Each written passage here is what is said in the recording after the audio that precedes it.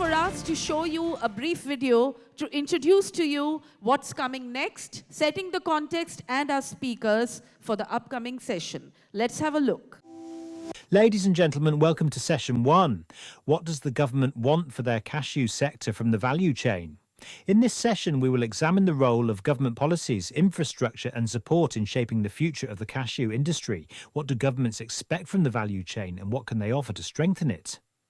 As the cashew industry grows, governments play an integral role in supporting production, processing and market access, ensuring the sector's sustainability and competitiveness on the global stage. Moderating today's session is Mr. Bola Rahul Kamath from the All India Cashew Association. Joining him today are expert speakers representing key government bodies, industry organisations and development agencies. Mr. Simplice from the Cotton, Cashewnut and Shea Nut Council, Cote d'Ivoire, CCAK. Mr. Prakash Vijay from APEDA, India. Mrs. Beate Weiskopf from GIZ-MOVE/ComCashew. Dr. Andrews Osei Okrah from the Tree Crop Development Authority, Ghana. Mr. Ibrahim Sanfo from the African Cashew Alliance, ACA. Mr. Hien Kpierenouor from CBF, Burkina Faso. Mr. Ilidio Afonso Bande from the Institute of Nuts of Mozambique. Ms. Zhang Yiyi from CFNA, China. Mr. Dara from the Cambodia Cashew Federation. This panel will discuss the vital role of governments and international bodies in the cashew value chain, how they can shape policies and the opportunities they bring to strengthen the sector's future. Over to you, Mr. Rahul. Thank you so much. Now, to give a small perspective to this session, in the past, whenever we meet a person from Africa, we used to first ask the question, how is the crop this year? But now the question has changed. So the question is, what is the policy this year? So, every year, we see a new policy coming from every country in Africa. We have no problem. We understand that each country has different priorities when it comes to cashew sector. The industry understands it. But what industry do not understand is why these policies need to be changed in the middle of the year. Whatever is the policy, industry would really appreciate if it is announced at the beginning of the season so that we can factor those policy changes and plan our activity accordingly. So, we are starting this session with a very illustrious panel which controls around 75% of the cashew trade from Africa. To begin the season, let us first understand what are the policies of the government. What are the priorities of the government when it comes to the cashew sector and what we can expect as a policy changes this season. When we understand what is the priorities of the government, the processing, the production, the farmers, the value addition, what is the priority? We can anticipate how the policies of this government will go in the years to come so that we can plan our investment accordingly. So, that's why we start this session, and this session will be purely interaction. We start the session with each panelist doing a small opening remark. So with this small introduction, I request each panelist, starting with Mr. Simplice, who represents Ivory Coast, because we could not get Mr. Beate here to join with us.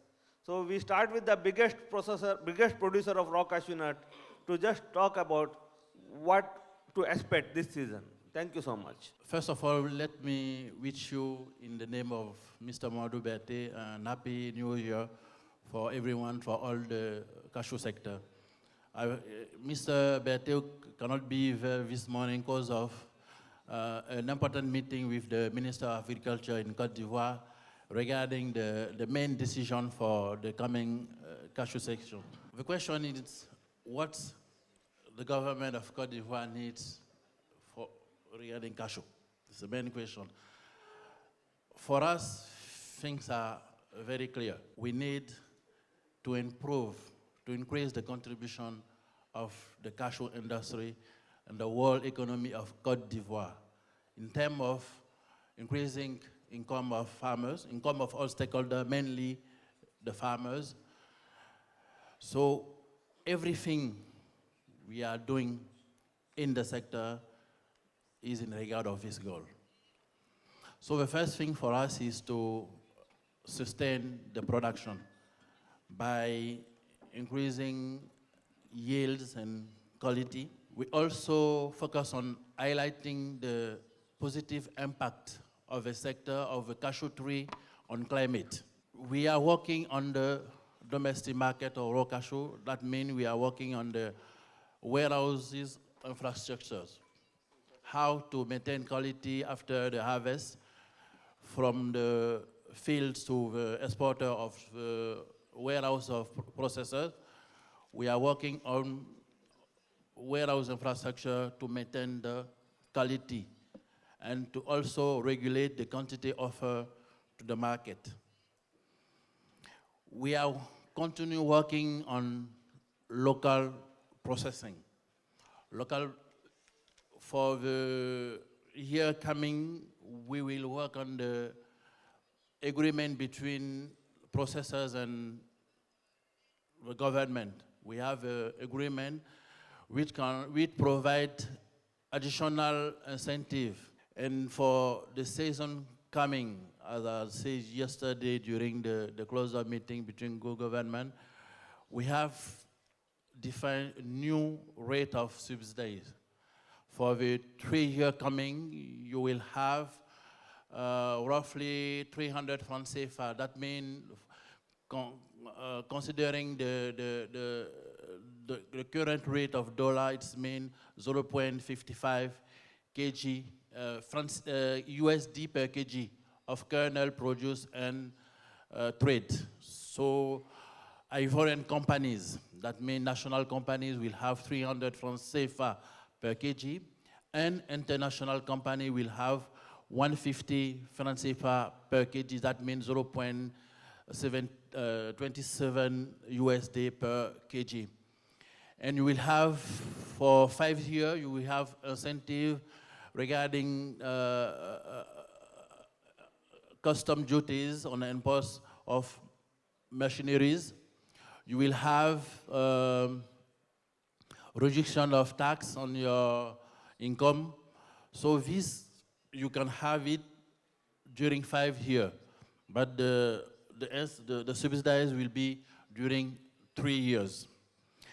We are also working with the support of EU and World Bank. We are working on the traceability system, how to relay the farm to the kernel. So to reinforce our national traceability system. So these are main things I can say to start discussion. Thank you so much, Mr. Simplice. Now, one quick question which everybody in the audience would love to know. When is the season opening? Okay. As I told you, Mr. Beate cannot be there because there is a meeting Monday. Monday, he has a meeting with the minister. For us, before middle of February, we will have a kickoff of the season. And exports? The figures? No, exports will be allowed after 1 month or 2 months or? The meeting will decide. Okay, thank you so much. Now I request, please a big round of applause to Mr. Simplice. Thank you so much. Now I request Mr. Prakash Vijay, DGM APEDA, to do the opening remark. Good morning, sir. Good morning to all of the audience sitting over there. As far as India is concerned, you all are aware that there is a huge consumption of cashew in India. About 2 million ton is the annual requirement of RCN, wherein about 0.8 million ton is being produced, and 1.2 million ton is being imported from all the African regions. So there is huge demand of cashew in India for the domestic consumption as well as export. So government has already taken various initiatives for opening of market for the import. We have a very liberal policy for the import as well as the export also. So duty-free preference to encourage the import from the LDC countries, we have already implemented, and it is on place. For the raw cashew nut RCN, it is free to import, and it's a negligible duty of 2.5%. Besides it, India is also allowing import for processing and re-export also to the country, to the unit, especially economic zone, where we are providing them the opportunity to import, process, and re-export also. So there is a good government support for in the policy to import of cashew to the meeting the domestic requirement as well as for export. Thank you, sir. Thank you so much, Mr. Prakash. One quick question here. Please. So India has such a friendly relationship with the African countries, and India supplies large amount of rice and medicines and such items to the African countries. Sir.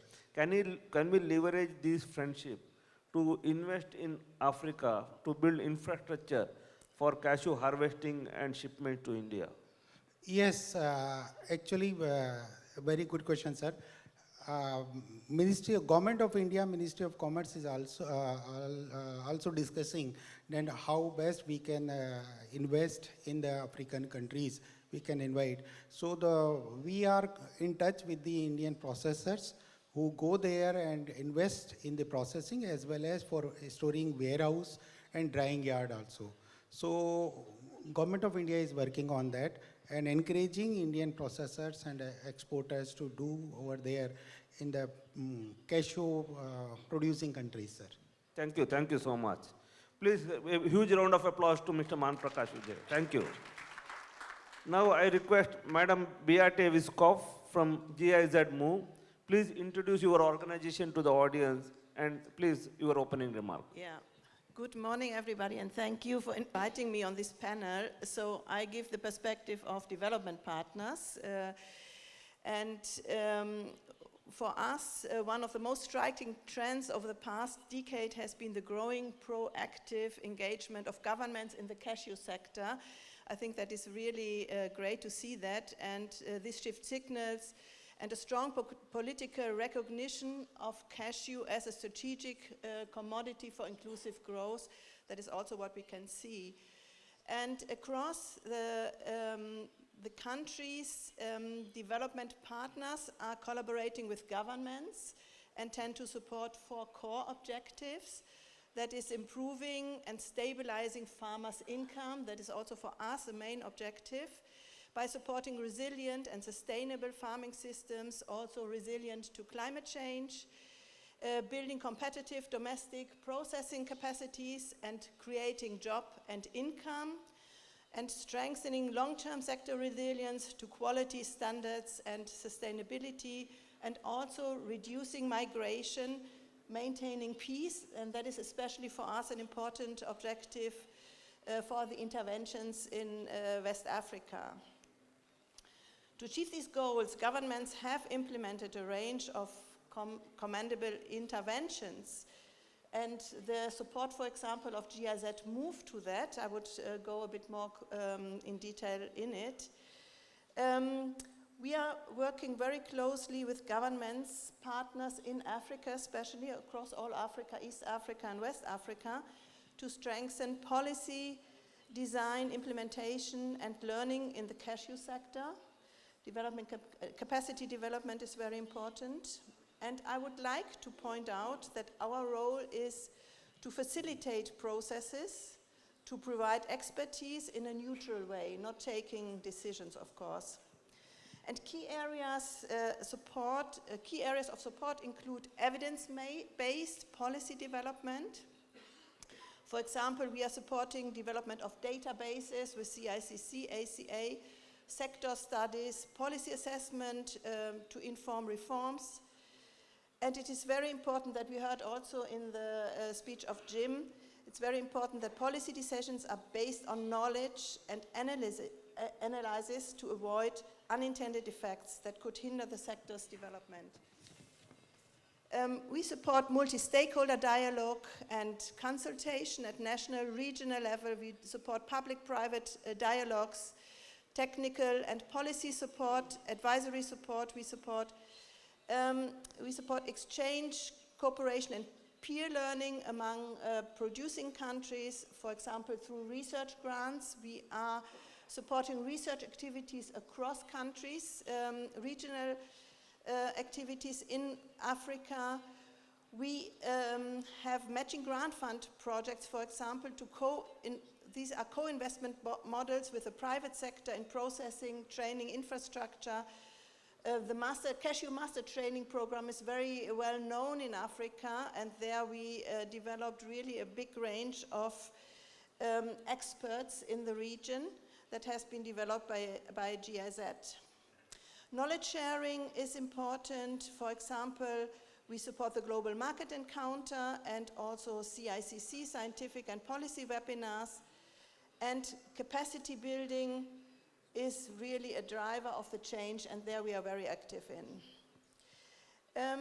Yes, I would leave it by that and confirm that we will be available also in future to support in all these different activities. Thank you so much, so impressive. So one quick question here, is your activity limited to Africa, or you are open to work in the new Asia, like Cambodia, India, Vietnam also? Yeah, GIZ-MOVE, market-oriented value chains, is working in Africa only at the moment. But for example, GIZ is working also in Cambodia to support the cashew value chain.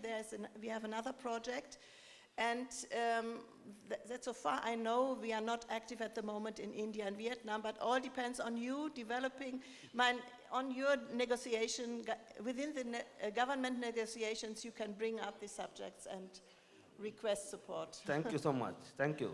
Now I request Dr. Andrew from Ghana Tree Development Authority. Please, your opening remarks, sir.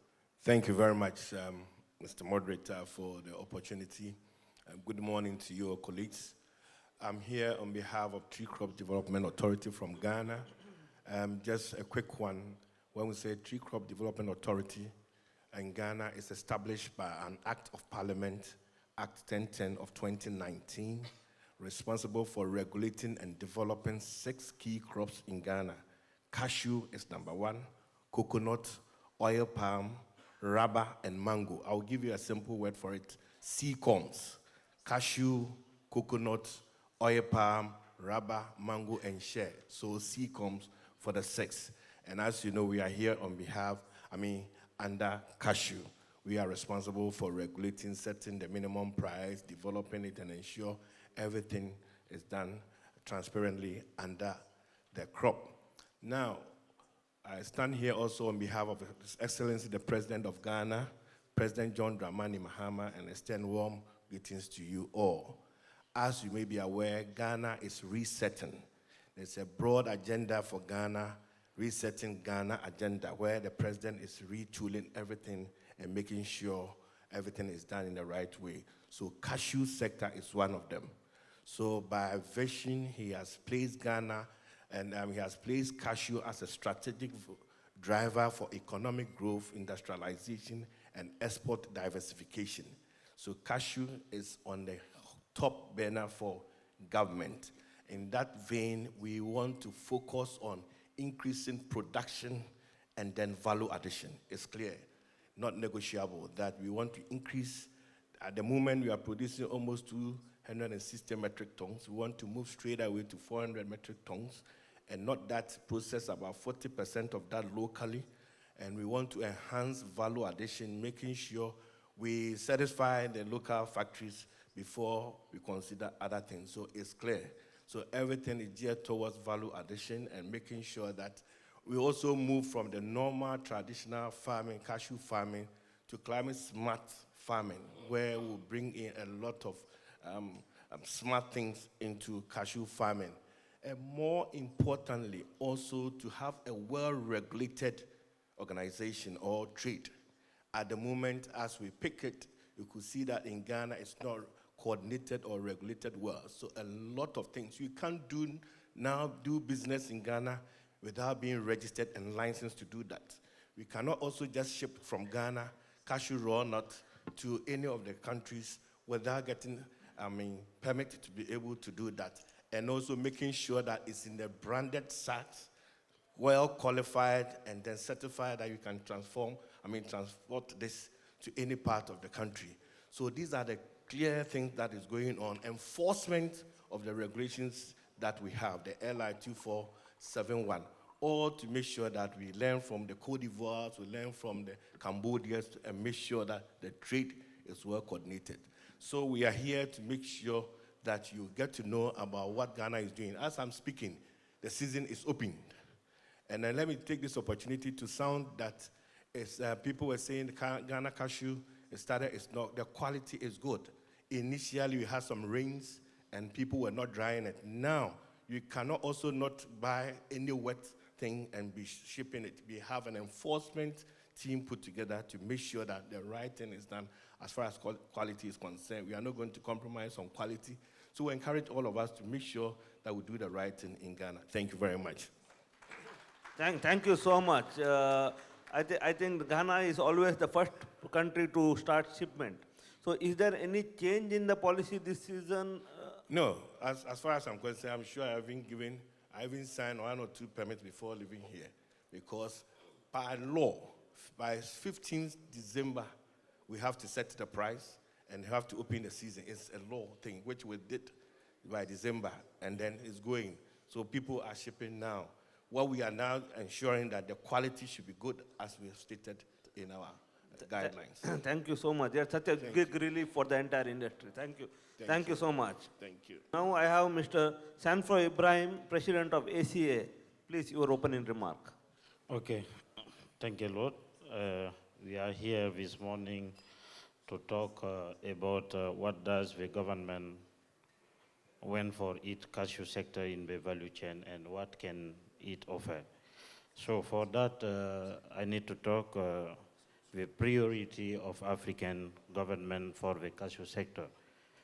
First, we know African government want to valorization of cashewnut and their co-products. They want to create jobs through industrialization. They want to increase production.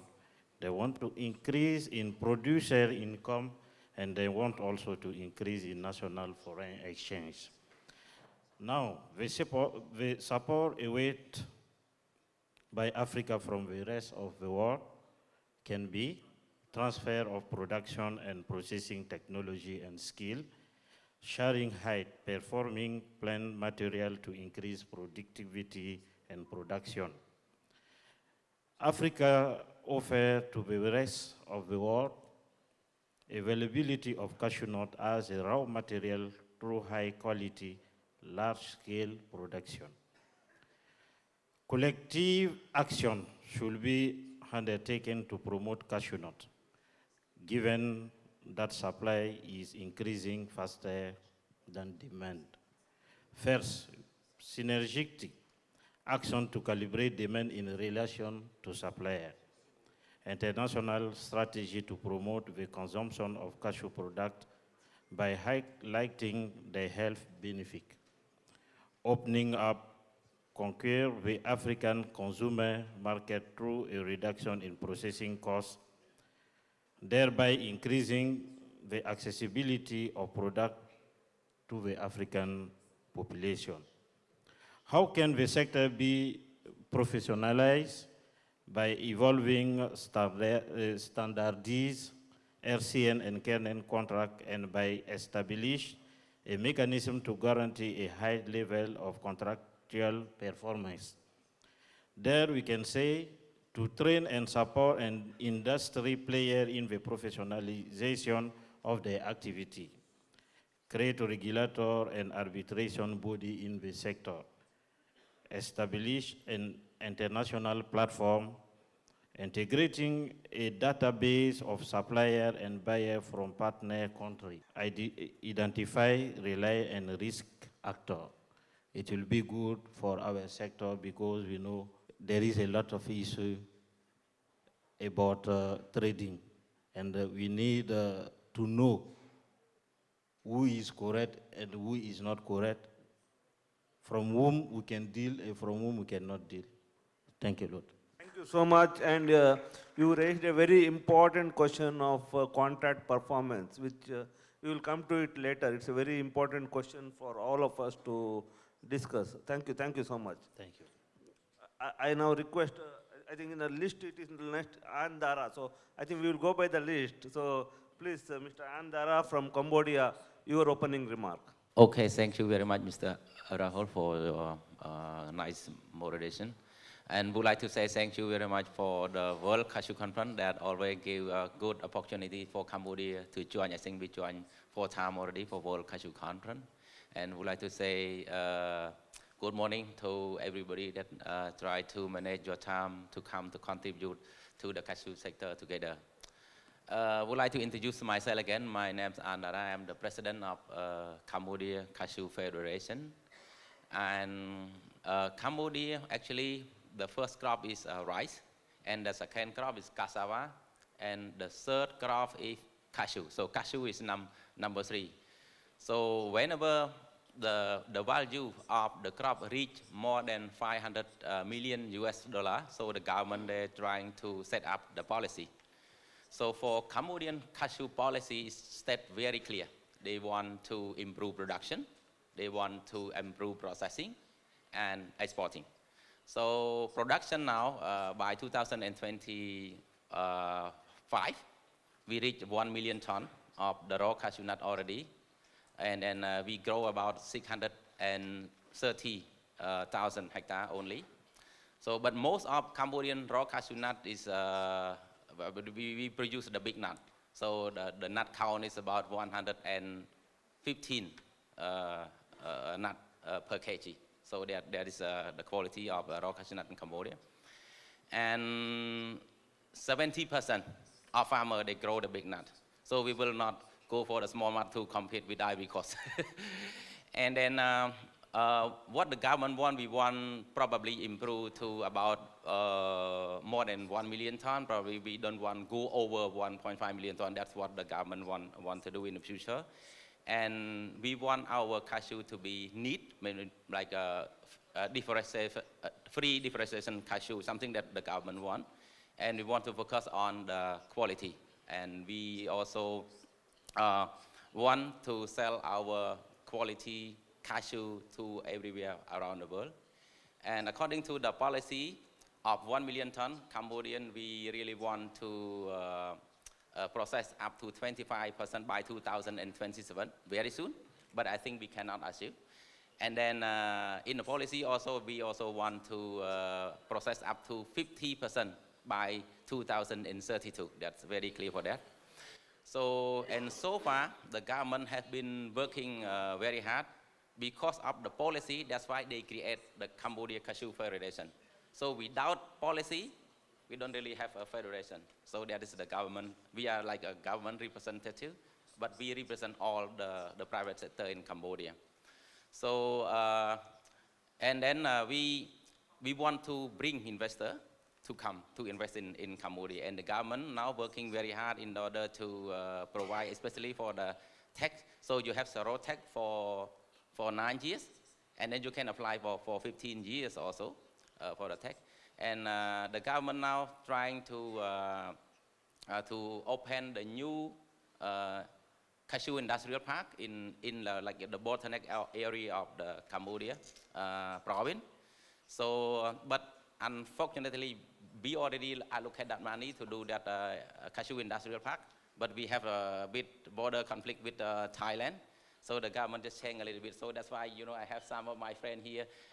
They visit Cambodia several times talking about, Dara, where is your QIP, or where is your incentive or something like that. But calm down, just wait a little bit. So hope that I will push my government in order to bring investor to invest in Cambodia. Like Jim already mentioned that Cambodia, we don't really want only to encourage the local processor, but also we encourage the international investor to come to Cambodia to process the cashew in a very standard way. Not only process the cashew for the kernel to eat food, but we know that there's around like 65 to 70% of cashew shell, which is we can do oil extraction. There's a good value added for the cashew also. So we will work together, and the government also work with the CCF a lot, and we you know, like devote the money, time in order to join almost every event in order to promote the Cambodian cashew. We promote that big cashew, tasty cashew, healthy cashew. We join like Anuka, Shell Paris, INC, you know, everywhere, Vinagas, now World Cashew Conference, that we want to work together. So my suggestion, I think we can work together, the top processing country, the top producing country, and the top importing country try to work together in order to promote cashew, because in the future, like the production will be going up. So we need to promote more in order to introduce to the customer to eat more cashew for healthy. And then I hope that we can sustain the cashew from the production to the market. Thank you very much. Fantastic. A huge round of applause to Cambodia for reaching 1 million ton. That's an amazing achievement. Thank you so much, Mr. Dara. Now, next we have Mr. Bande, DG Mozambique, DG Institutes of Nuts, Mozambique. Mr. Bande, to you, please. Thank you, Moderator, Mr. Moderator, to give us the opportunity to talk about the cashew in Mozambique. So, again, I can introduce myself. My name is Ilidio Bande. I'm representing the Institute of Nuts of Mozambique, which is a public institution belonging to the Ministry of Agriculture, Environment and Fishing. Well, the main policy of the government of Mozambique, we'd like to continue, to continue that the priority is the local processing. Obviously, we know that the local processing has many advantages as to have, for example, local employment, which is good to fight against the poverty. Well, we have some priority and strategies. One is to have value addition and industrialization. What does it mean? It means that we want to boost again the primary processing, and also to strengthen the secondary processing of, also to introduce apple processing, which is now is very weak in Mozambique. Also, we want to strengthen all the cashew value chain. But I'm talking about the whole value channel. I'm looking for, I think that about the production, for example, seedlings, new plantation, which is very important to have a new plants. You know that Mozambique was one of the first countries to develop cashew in the world. So we have many old trees, which we have to replacement. And a new approach also is to give private sector more to give them to lead the process of development of the cashew sector. For example, until 2025, the process of spraying, for example, was government who was doing that. So we had to pass this process to the private sector. We went to pass also the process of managing of nurseries, seedling, and so on to the private sector. Also, we are drawing the strategy for next 10 years, 2025, 2034, the big program, which we have a main opportunity to the private sector in all the channels. So we are inviting all the participants here to join us to development a new program to grow Mozambique sector, a cashew sector. Thank you very much. Thank you so much. Now I have from China. You know, the biggest importer of cashew kernels in the world today is China. A huge round of applause for that at least. That's a great achievement. In the quick span of time, maybe cashew sector got benefited by the trade war, we don't know. So we want to hear from Ms. Yiyi, Ms. Zhang Yiyi from China. What is it which is happening in China, and how do you see the cashew sector going forward in China? Thank you.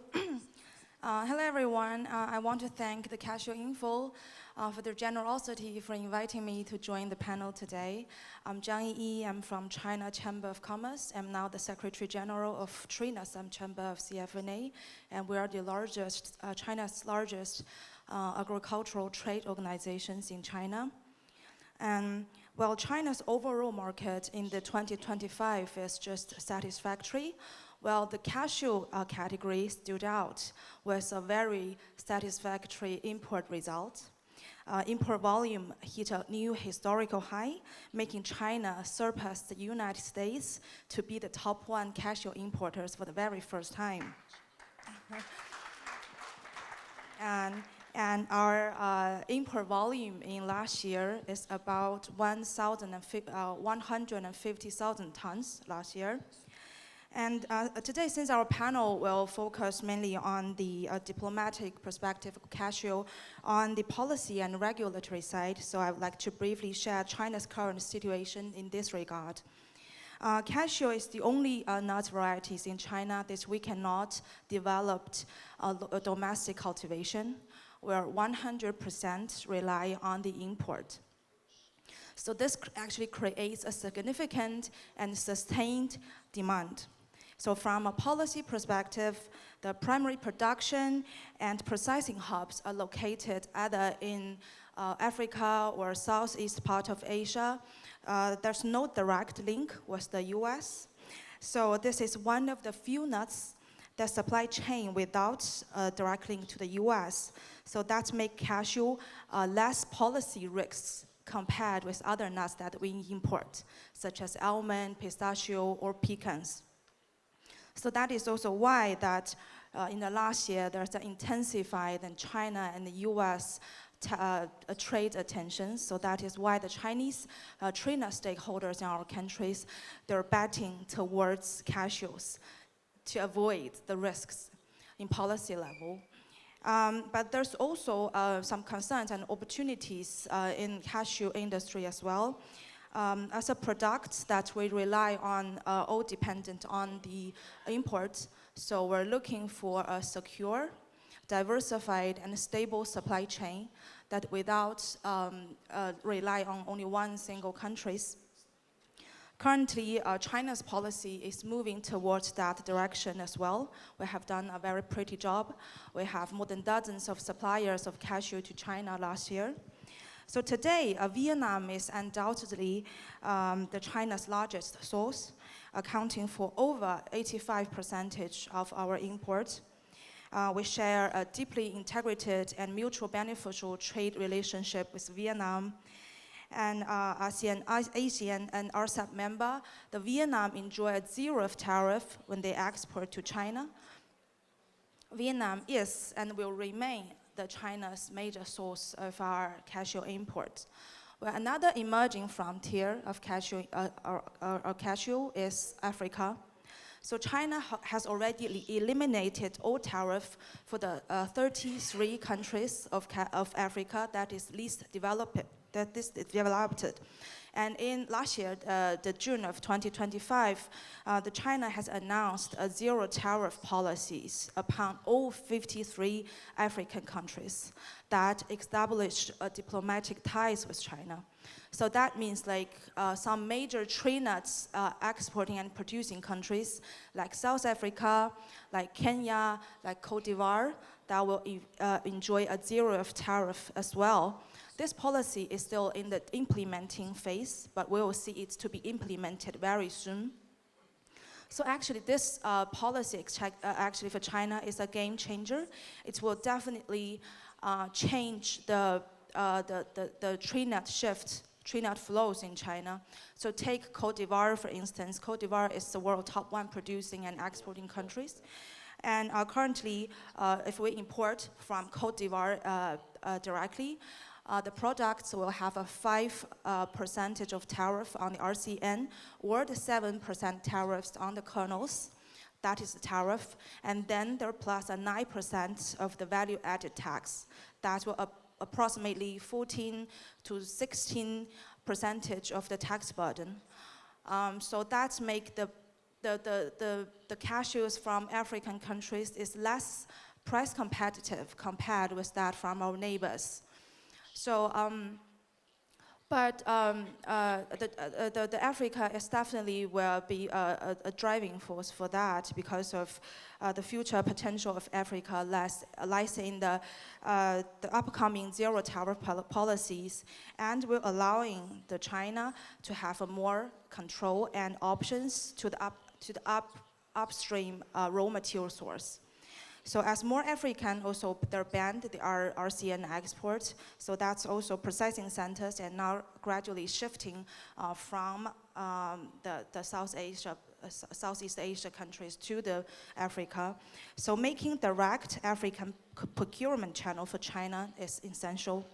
So in summary, Vietnam remain our primary source, and Africa, bolstered by its policy stimulations and their raw material strength, will become an increasingly powerful driving factor for Chinese cashew market. Thank you so much. One quick question on the Chinese market. How big is almond, pistachio and walnut market compared to cashews? Like what are the numbers in those 3 commodities? It's different scenarios. For walnuts, where we are China's the top 1 producers and exporters for walnuts. No, so consumption. So the walnuts will have a dominant positions in Chinese market, while the almond and the pistachio is a different scenarios, but because we have to import it as well. We have a trend of pistachios because it have a very an authentic name and very good names in China. Pistachio called Kpierenouor is also named Mr. Chen Hongkai. It means very lucky in China. So it's become a trend to consume pistachios and almond in China. But now cashew, because of its taste, is healthy and is very affordable in price. So it's began to gain its positions in China consuming market as well. Any numbers, any volumes can you share, like almond and walnut and pistachios? From the importing volumes, the cashew this year actually surpassed our import volume of pistachios and almond as well. So the cashew is the top categories of import this year in China. Amazing. Thank you so much. Thank you. Now we have our last speaker, Mr. Somé from Burkina Faso. Sir, on to you, please. D'accord. Merci à tous. Je prends la parole. Je m'excuse, hein, je serai obligé de parler en français. Donc, je prends la parole ce matin pour vous dire merci d'associer le gouvernement du Burkina Faso à cette tribune. Je vous traduis d'abord les salutations fraternelles du peuple souverain du Burkina Faso. Je représente ici le ministre de l'Agriculture, le commandant Ibrahim Sombier. Donc, il faut dire qu'au niveau du Burkina Faso, le gouvernement actuel est vraiment très ouvert au développement de la filière anacarde. En témoigne déjà la création du Conseil burkinabé des filières agro-pastorales et halieutiques qui vise à coordonner les actions et soutenir le développement de des filières agro-pastorales et halieutiques, dont l'anacarde. Donc, il faut dire que dans le domaine spécifique de l'anacarde, nous avons adopté une stratégie nationale de développement de la filière anacarde qui décline les grandes orientations de la politique gouvernementale pour accompagner la filière anacarde. À cela, il faut ajouter qu'au niveau de la production, nous cherchons à améliorer les rendements. Donc, en accompagnant la recherche à la mise en place de matériel végétal plus performant. Voilà, donc, aussi, il faut noter la mise en place de vergers modernes, notamment des vergers irrigués, quand on connaît le Burkina Faso qui est un pays assez sec. Donc, il faut travailler à ce que les vergers soient plus modernes, plus performants, pour que la production soit plus importante. Voilà. Nous avons la formation et des acteurs, notamment les producteurs, pour que le produit qui sort de ces vergers-là soit des produits de qualité. Voilà. Donc, au niveau de la transformation, il faut dire qu'aujourd'hui, la transformation occupe une place importante dans la vision du Burkina Faso. Actuellement, nous avons une trentaine d'unités de transformation qui sont en place, mais la vision politique est de renforcer véritablement la transformation locale avant de penser à l'exportation. À ce titre, il faut noter qu'il y a des facilités pour l'installation des unités locales de transformation et d'ores et déjà, c'est l'occasion de vous inviter à véritablement venir investir au Burkina Faso parce qu'il y a du potentiel et il y a les facilités douanières, il y a les facilités d'implantation. Et il faut dire qu'actuellement, le Burkina Faso ambitionne à l'horizon 2029, avec la stratégie nationale, de transformer au minimum 18% de sa production. Donc, nous travaillons à ce sens. Il faut noter aussi qu'en plus de la noix de cajou que nous connaissons tous, depuis on parle de la noix de cajou, mais le gouvernement aussi a mis un accent sur la transformation de coproduits, notamment la pomme de cajou.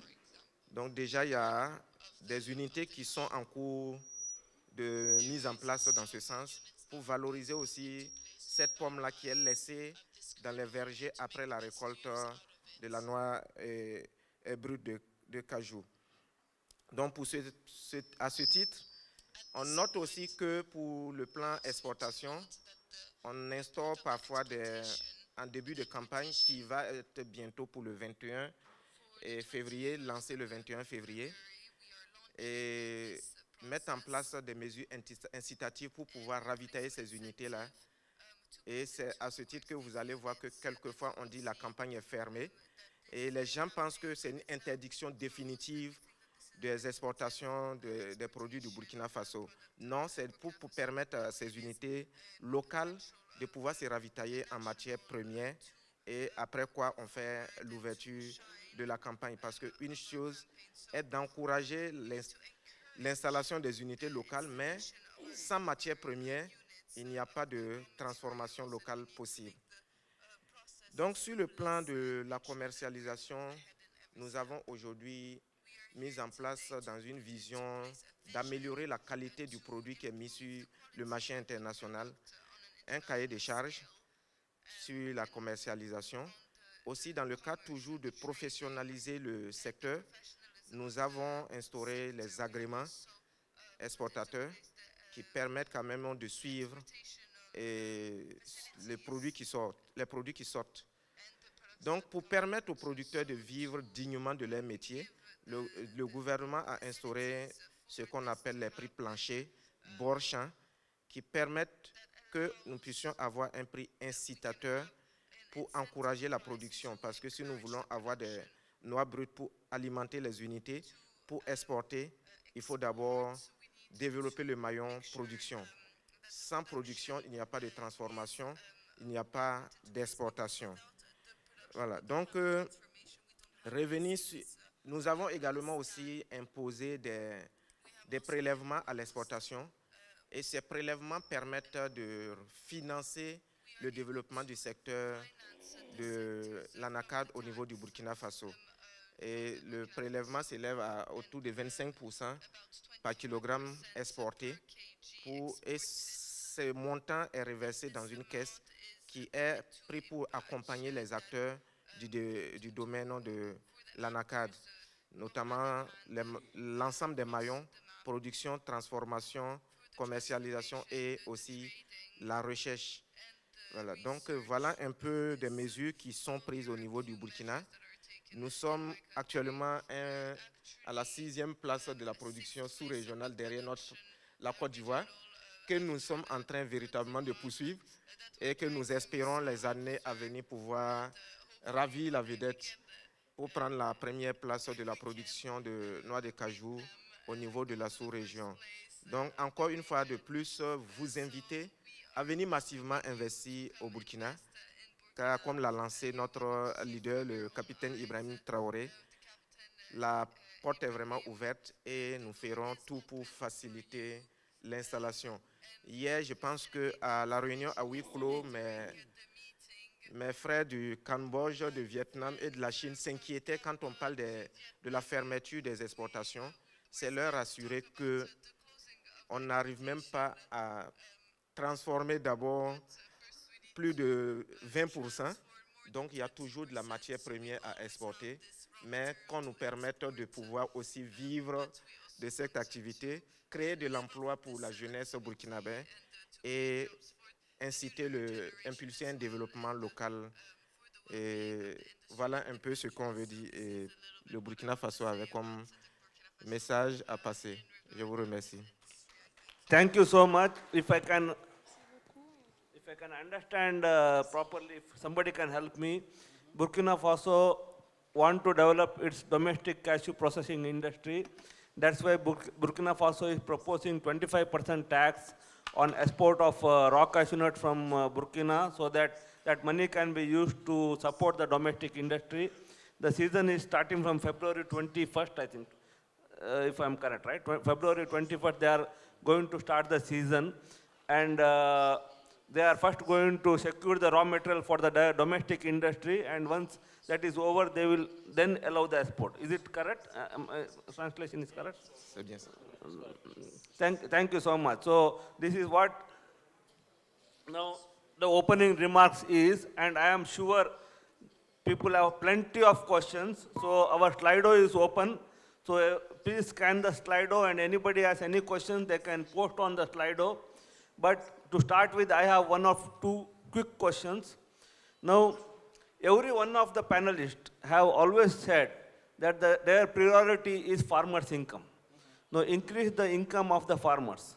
So my question goes to the panelists. Are you benchmarking the farmers' income in your country compared to that in the neighboring country, and see whether your farmers are getting a good deal or a bad deal? First to you, sir. Thank you, sir. We used to look at the farm gate price at the neighboring country, but we consider also the importance of the sector to the country. Look, Cote d'Ivoire, for example, we have put in place some taxes on export to finance the development of the sector. So we cannot have the same price as, for example, our close neighbor, Ghana, who are now putting in place the strategy to develop the sector.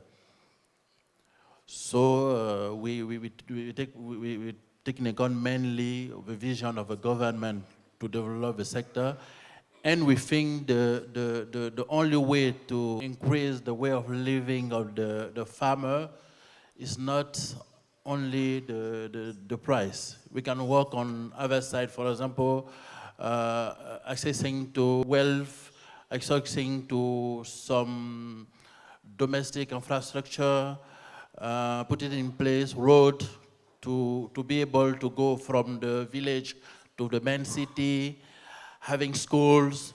All those things are contributing to increase the way of life of our farmers. So price is not the only thing we take in account. Thank you so much. This question now goes to Mr. Bande. Do you benchmark the farmer income in your country with your neighbor like Tanzania? Thank you very much. We are neighbor with Tanzania, which also is a big country. But I think that we don't have so many problems with the Tanzania because we have a similar policy. For example, we have the price is not free. We have a committee which discuss private sector, government, and the smallholder farmers, that we have a price which is a equilibrium price to protect the smallholder. Also in terms of exportation, we also have a reference price for exportation to avoid to have a free price, which will be not good for Mozambique, and sometimes people are trying to do illegal commerce within the two countries, but we think that when we have reference price, it can be better. Thank you. Now, my question goes to Ms. Beate. Now, when you advocate policy to the governments, do you focus on farmer income in those countries and advocate how it is important to increase the farmers' income in terms of price realization? Yes, for us, farmer income is one of the most important objectives. We are supporting income studies also in the countries we are working in cashew. And I would like to say that policies can have really a very important impact on farmers' income. If you put not the right policies in place, let's say windows not to export cashew in a country where processing is not really developed, that has really a direct impact on the farmer prices. We have to take that in consideration. We see also that, for example, national measures such minimum farm gate prices are also undermined by a lack of harmonization between neighboring countries. Yeah? So this harmonization of policies is also very important to keep farmers' prices up. And for us, that is really important, but it's not only, let's say, to establish farm gate prices, but really to look at the policies, what impact they have on farmers' prices. And sometimes policies which are effective in one country are not in the others. Yeah? Only copying policies is not a solution. You always have to analyze within the specific conditions you have in your countries that the policies really do not have unintended effects which maybe you have not seen before, especially on farmers. Thank you so much. Now, to carry forward on this question, I have a question to Mr. Simplice. Yeah, to you, please. As just Ms. Beate told, delaying the season opening will affect the quality of the product that is kept at the farmers and affect the farmers' income. Have you seen any deterioration in quality because the season opening has been delayed and shipments have been delayed? Have you observed that in the Ivory Coast? Okay, I think for what we are observing on the field, there is no real delay on the harvest. We are looking at everything before deciding to postpone the things. So we think February, middle of February, making the kickoff cannot have any effect on the quality. And I also told that we are working of warehouse infrastructure that to maintain the quality of the goods all during the year, to make the raw material available to every processor during the year. That is the main problem facing by processor, having the goods available during the year instead of putting more money to do that themselves. So it's one aspect we are working on. Thank you, thank you. Now, one question that has been raised in the panel, and very, very important question for everybody, is on contract performance. Now, this is a very difficult question to work upon. But my question is to all the panelists. I start with Mr. Man Prakash, Vijay, up to you. Is there any mechanism under the government where if there is a contract performance is an issue, is there any way the government can help in resolving it, like an Indian exporter or importer has not honored the commitment? Is there any mechanism where it is addressed? Yeah, there is actually in India there is a set procedure of under DGFT, that complaint redressal forum, wherein the importers can lodge a complaint against any exporting countries, or the importing countries can, importers, if he face any problem with regard to their supply, so he can submit against the complaint of Indian exporters. So there is already in place complaint redressal mechanism at the level of quality and quantity also. So anybody can lodge the complaint. It's an online platform of Government of India. Thank you so much. So is the African countries, are you interested to develop a mechanism where the complaints against each other are lodged with the government? Is there a possibility? Yes, of course. I think my friend from Vinakas has there. We have been in Vietnam to discuss with them how to increase cooperation between us in order to secure business between our exporter and Vietnamese importer. We have also have this kind of discussion with former CPC, Cashew Export Promotion Council, and now All Indian Cashew Association. So we are totally in line of this kind of model of contract. I'll just, two quick ones on the price. Yes, even though we are sensitive to the farmers, we have a committee that looks at the FOB price and then exchange rate for 6 months and put all together and make sure that the price are determined, and these really have a good effect on the farmer. Quick one on the contract, the same thing.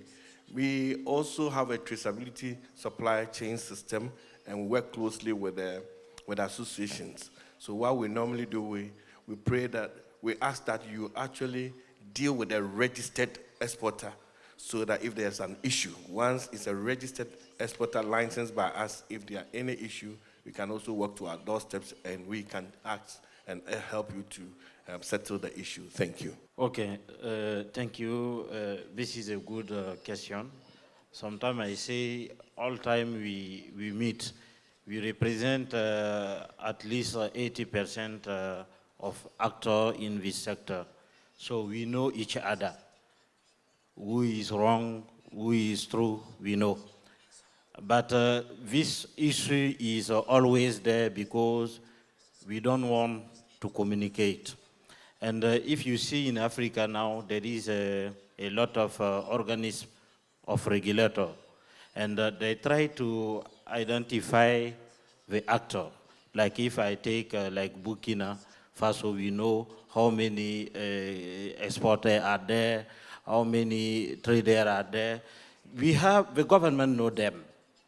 If you have any problem with one of them, easily we can solve it. Yeah, this kind of mechanism we can try everywhere to know each other. Then when problem come, we know how to resolve it. Thank you. Thank you very much. Well, also as Mozambique government, we want to strengthen the communication and also the cooperation with the other countries, with the other actors. For example, now we are drawing the memorandum of understanding with the Vinakas from Vietnam. I think that after the session we'll have a meeting, but also want to have a similar memorandum with India. We want to know how to do it, because one of the main importance, we would like that India and Vietnam give us the figure, what they import to compare what we have registered as exportation because of illegal exportation that we know that exists. We can't ignore that. And also want to development a cooperation with the another countries from the East and Southern Africa, as look West Africa are developing, because we are not still organized, well organized in Western, in East and Southern Africa. So that is important for us. Thank you very much. Mr. Some, any quick remark on this? Donc, je pense que M. Sanfo a déjà parlé du cas du Burkina Faso, où véritablement nous disposons d'une cartographie de l'ensemble des acteurs qui interviennent dans le domaine. Ça permet facilement, à travers le Conseil burkinabé des filières qui a été mis en place, de coordonner les actions de ces acteurs. Donc, en cas de problème, ce Conseil est chargé d'accompagner les acteurs. Donc, une des questions, c'était aussi de voir côté prix, comment est-ce qu'on peut aider les acteurs de pouvoir vivre de leur métier, notamment les petits producteurs. Et tantôt dans ma communication, je le disais, au niveau du Burkina Faso, au début de chaque campagne agricole et de commercialisation, nous instaurons ce qu'on appelle les prix planchers bord-champ, qui sont instaurés de concert avec l'interprofession des acteurs du secteur privé, qui proposent le prix auquel le produit sur le marché peut être rémunérateur pour l'ensemble des acteurs. Donc, voilà un peu des mesures qui sont prises pour pouvoir permettre au secteur d'être viable. Voilà, merci. Thank you. Ms. Yiyi, you are very famous. First 3 questions are on you. Oh my.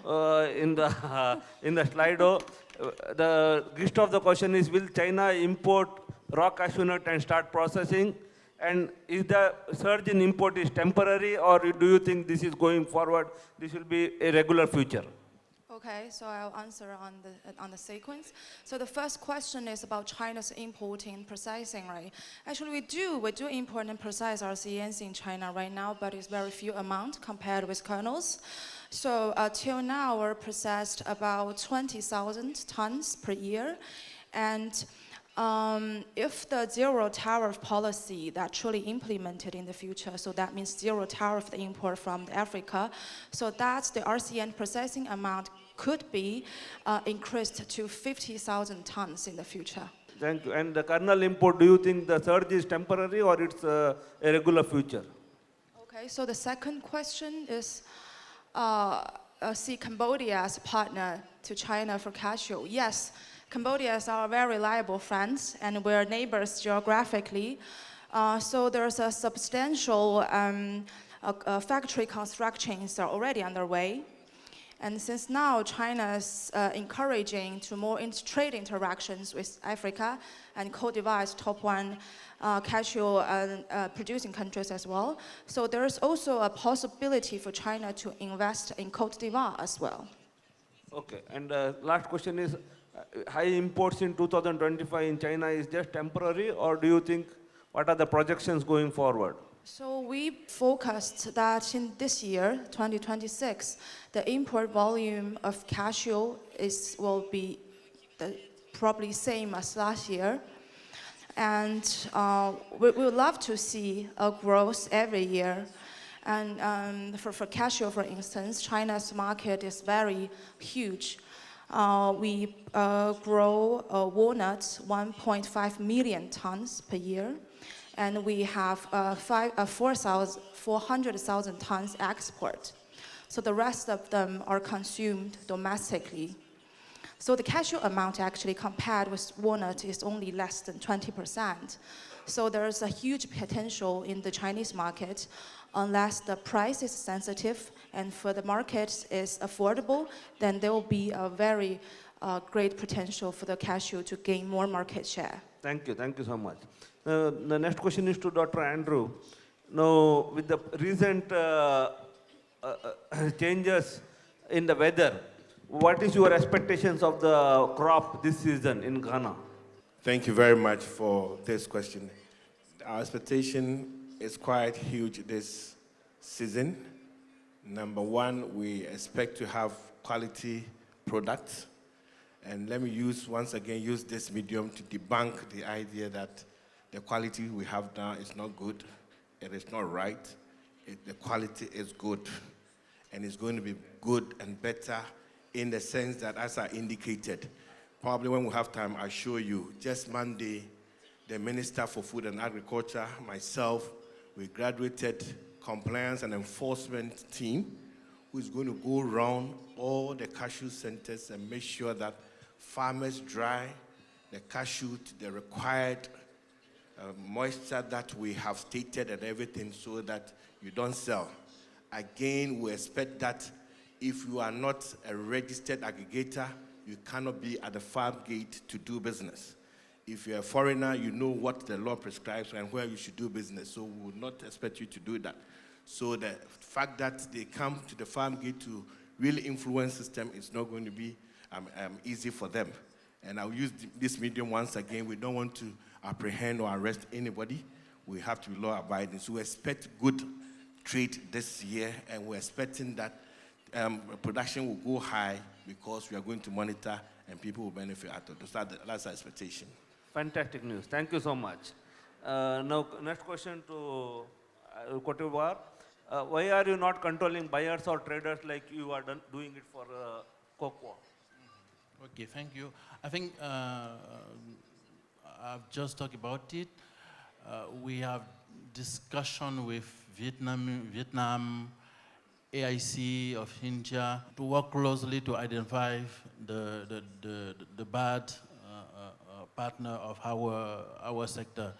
We are planning to put in place a gray list and a black list of importer. So starting last season, we are putting in place a platform on which importer can register. I think the exporter here can talk about it. We have put in place this platform where we are identifying the buyer of the Ivorian cashew. Here coming, you will see we will publish a list of a bad importer who will be banned from importing from Cote d'Ivoire.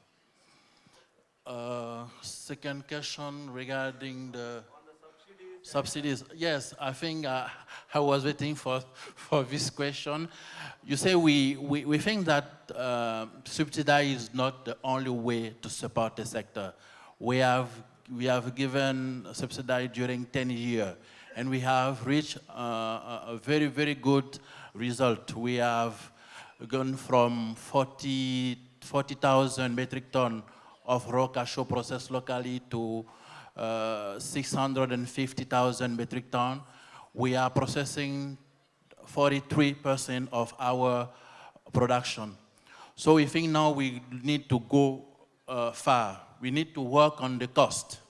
Work on the cost means we need to make the raw material, good raw material available during the year.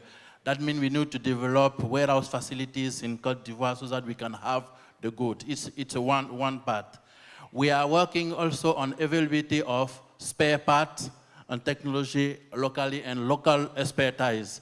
So the new agreement between government and the processor will include tax exemption on import of spare parts and also packaging materials. We are include this part as request by the processor. We are also working on how to increase the value of our kernel. It's one part of competitivity. So we are reinforcing our traceability system to give a good perception of our kernel. We know the taste of our kernel is very appreciated by the consumer.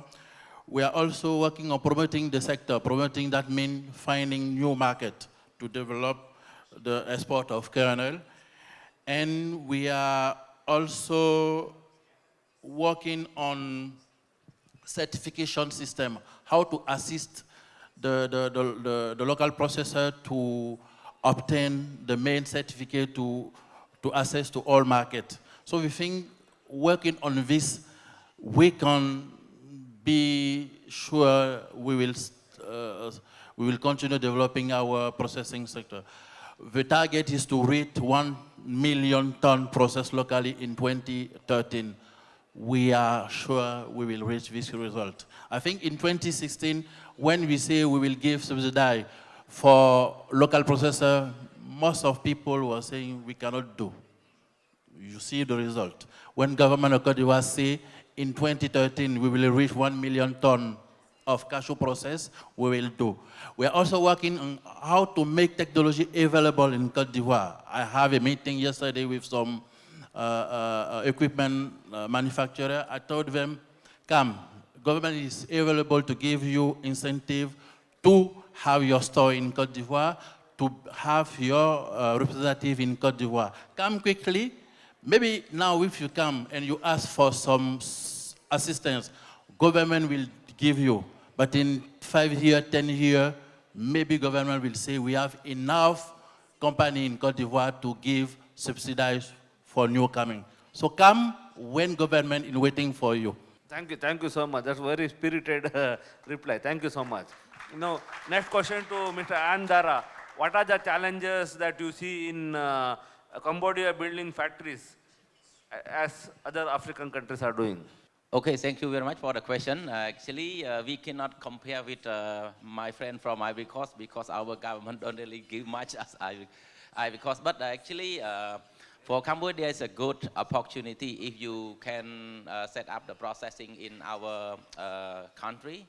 So I can see that there's a huge market support because in Cambodia now, there's a lot of buyers, they came to Cambodia and they want to buy 180. A lot of buyers want to buy 180s, a lot, 180 and 160. So I think in Cambodia, very, very few processing facilities setting up now. So if you can go, there's a good opportunity for you. If you have a lot of experience already, you set up and you know how to do it, I think you will be the first to earn the money. I don't really want to mention some big company, but they are already. So, and the policy in Cambodia is already there. The new investment law already there. Only implementation. So whenever the government lock the key, open the door, it will go very big for Cambodia. That's a good opportunity for Cambodia. And the difficulty, I think only one. My friend in Vietnam, they can process a very low cost. In Cambodia, we cannot process low cost. So, but we can speak, you know, like how we can cooperate together because we have like 1 million ton of raw cashew nut. So we can, you know, process some of the good cashew only from Cambodia, which is the market already there and then traceability already there.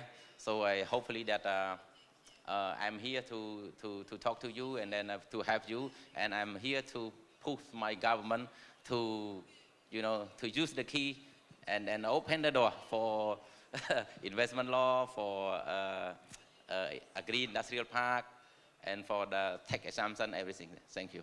Next question is to Mr. Some. There are two questions. What is the production of Burkina Faso and what is the volume allocated for processing?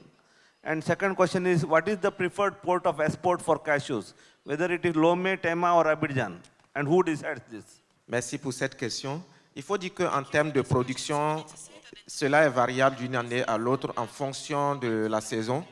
Déjà, quand on prend pour 2024, dont nous avons déjà les chiffres, 2025, nous sommes en train de faire le point, nous étions autour de 280 000 tonnes de noix produits. Donc, nous pensons qu'avec la saison qui vient de s'achever, qui fut meilleure en termes de pluviométrie, le volume peut monter jusqu'à 300 350 000 tonnes. Donc, en termes de transformation, il faut dire qu'aujourd'hui, les capacités des unités de transformation burkinabè sont autour de 56 000 à 60 000 tonnes par an. Mais il faut dire que seulement 35% de ces capacités qui sont utilisées. Donc, pour dire qu'il y a encore du travail à faire pour renforcer cette transformation. Et l'un des problèmes majeurs, c'est le problème de la modernisation des équipements et aussi la formation du personnel qui travaille dans ces unités-là. Donc, pour dire encore, comme j'invitais les uns et les autres, il y a du marché au Burkina et on pense que la collaboration peut permettre véritablement de relever ces défis-là. En termes de port de préférence, il faut dire que le Burkina Faso n'a pas une préférence en la matière, mais nous utilisons les opportunités du moment parce que nous sommes un pays enclavé sans débouché.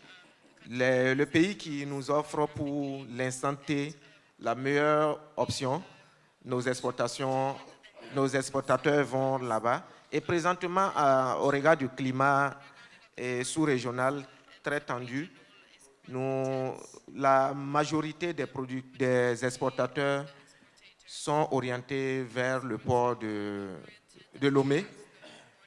Pourtant, Abidjan, c'était le port naturel du Burkina Faso. Donc, c'est les conditions d'accès qui guident véritablement les orientations. Sinon, nous n'avons pas véritablement de préférence. Pour l'instant, quand on prend le Togo, c'est pratiquement 25% des exportations qui passent par là. Voilà, donc, voilà un peu ce que je peux dire à la matière. Le président de l'interprofession, Anakad, est là. Peut-être qu'il a quelque chose à compléter. Merci. Thank you. I think to sum it up, they have around 250,000 ton to 300,000 ton crop. The processing capacity is around 56,000 ton, out of which around now the utilization is around 35%. Am I correct? Yeah, and they don't have any preference. It's not like this. About production is correct, but about processing, we want to process 18%. Yeah, 18%. Okay, they want to process 80% of that crop. Okay. Before we went, anybody want to do one final remark? Yeah, please. Thank you very much, Moderator, for this opportunity. I just want to use this platform to invite all of us gathered here that Ghana, once again, under the President, is organizing Ghana's first tree crop investment fair, where all the 6 crops that we are talking about, we are looking for investors, local and foreign, and all of us doing business in these value chains, gathering on the 17th to 20th of February, just next month, Accra International Conference Center. So anybody who is interested, when we are done, you can see me and my team outside. We are ready to give you a special invitation, free participation, and you can have access to do business in Ghana. Thank you very much. Thank you. I wanted to follow him because this year is Ghana year. African Cashew Alliance have its conference in Ghana, 20 to 25 September. I would like to invite all of you to attend this conference in Ghana, Accra. Thank you. I also would like to send you a special invitation to Abidjan, 26 to 28 November, for the 5th edition of CETA. You will see the innovation and technology, processing technology in cashew. So 5th edition of CETA, 26 to 28 November in Abidjan. We are waiting for you. There are 2 questions in panel. So can you repeat? No, show the questions? How to complain for the default? That's what. It's a simple, sir. It's an online system. So is there any commercial trade dispute? You can lodge the complaint on a DGFT portal, as well as send a mail to me so that I can also follow up what is the issue. Once the deal is executed and your buyer or the supplier is not committing that to fulfill that your commitment, then you can lodge the complaint, and the DGFT portal is open 24/7. Thank you. Mr. Beate? Yes, thank you very much. I would like to make a recommendation, especially with regard to all these events which are coming up now in Africa. Please look at the domestic consumption markets. We have the situation at the moment that the production is growing much and the supply is growing much quicker than the demand. and the consumption. So we have to look really at how to enhance consumption. And please look at that in your conferences, how to increase local consumption. Thank you. And last but not the least, All India Cashew Association is going to organize India Cashew Convention this time in Jaipur from 7th to 9th August. So this is the market, second biggest processor, the biggest consumer of the world, and all of you are welcome to come there and experience India. Thank you so much. With this, we are closing the session. Thank you. Thank you. Ladies and gentlemen, a gigantic round of applause